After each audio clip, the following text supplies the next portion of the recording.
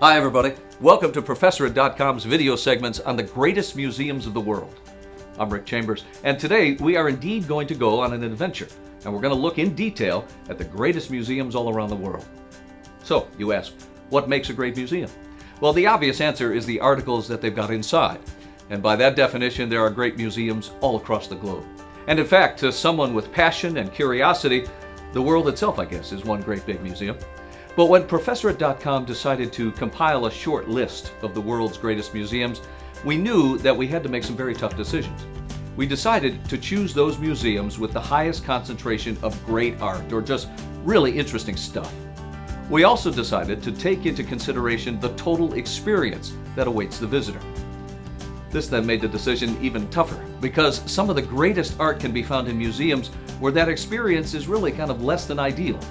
The Vatican museums, for example, they're comprised of an astonishing range of masterpieces, including Michelangelo's awe-inspiring Sistine Chapel. But to see the works that are on display there means standing in lines that sometimes will stretch hundreds of yards, and then once you get inside, trekking a series of corridors that sometimes seem longer and more congested than the departure piers over at Dulles Airport. Mostly without air conditioning too, I might add. Moreover, the greatest works at the Vatican are often like highlights in a Wagner opera or grand slams in a baseball season. They're spaced out along stretches that might provoke less than total enthusiasm. Still though, if you're going to make a list of the great museums, the Vatican, of course, has got to be on it. And so you'll find it here along with 8 other world-famous institutions, those that comprise segments 1 through 9 of our top 10. But greatness comes in many flavors, so our list on Professorate.com includes big names, but also some smaller gems, places that you might overlook but shouldn't.